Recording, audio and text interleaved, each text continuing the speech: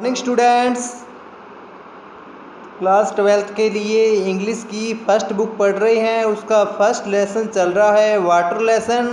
तो water lesson के अंदर वाटर की तुलना एलेक्जर वाटर के समान बताई जा रही है, अर्थात जो जल है जल की तुलना अमृत के समान बताई जा रही है। तो इस लेसन के बारे में आज पढ़ेंगे। इससे पहले इसके 4 पार्ट कंप्लीट किए हैं, आज इसका 5वां पार्ट करेंगे। तो आइए इसे पढ़ना स्टार्ट करते हैं। इस पैरे को पढ़ेंगे आज, क्लोजली कनेक्टेड। तो सभी स्टूडेंट्स बुक के अंदर ध्यान देंगे और एक वर्ड को ध्यान से देखेंगे।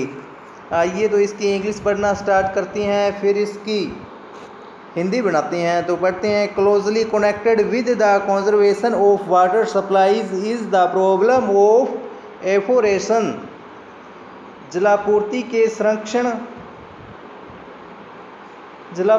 संरक्षण से नज़दीक से संबंधित समस्या है वनारोपण। एफोरेशन का अर्थ होता है वनारोपण की। जलापूर्ति के संरक्षण से नज़दीक से जो संबंधित समस्या है वह वनारोपण की समस्या है।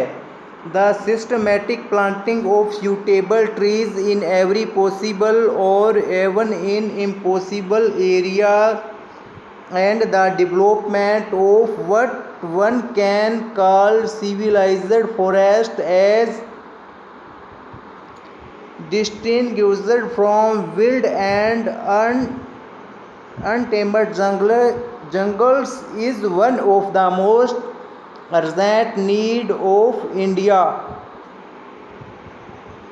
प्रत्येक संभव या असंभव क्षेत्रों में उपयुक्त वृक्षों का व्यवस्थित रोपण हो तथा जैसा कि कहा जाता है कि व्यवस्थित वनों का विकास हो, क्योंकि इन्हें जंगली व अव्यवस्थित जंगलों से अलग माना जाता है, जो भारत की सर्वाधिक अत्यावश्यक जरूरत है।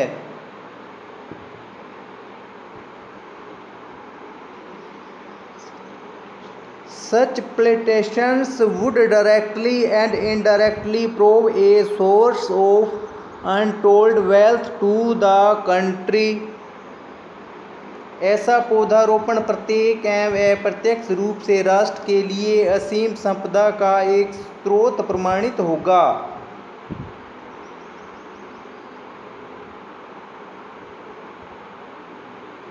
दे would check soil erosion. Soil erosion का अर्थ होता है भूमि का कटाव, अर्थात मिट्टी का कटाव होना।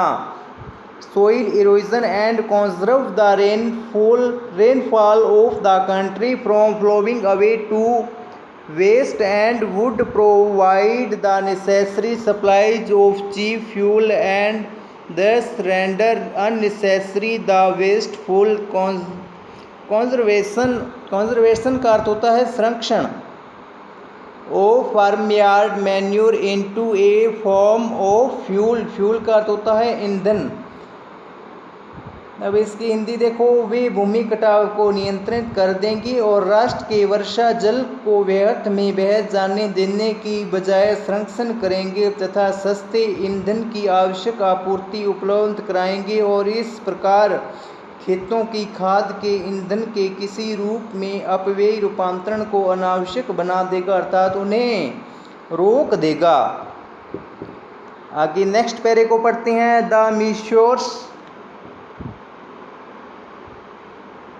measures necessary to control the movement of water and conserve its supplies can also serve subsidiary purpose of value to the life of the countryside। जल की गति को नियंत्रित करने के लिए तथा इसकी आपूर्ति को संरक्षित करने के लिए आवश्यक उपाय ग्रामीण जीवन को कीमती बनाने का गौण उद्देश्य भी पूरा कर सकते हैं। By far the cheapest form of internal transport in a country is by boats and barks through canals and rivers। Canals का अर्थ होता है नहरें।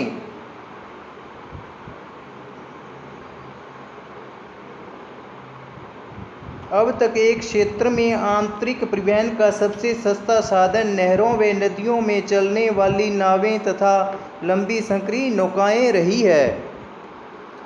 We hear much about programs of rail and road constructions, but far too little about the development of internal waterway in India.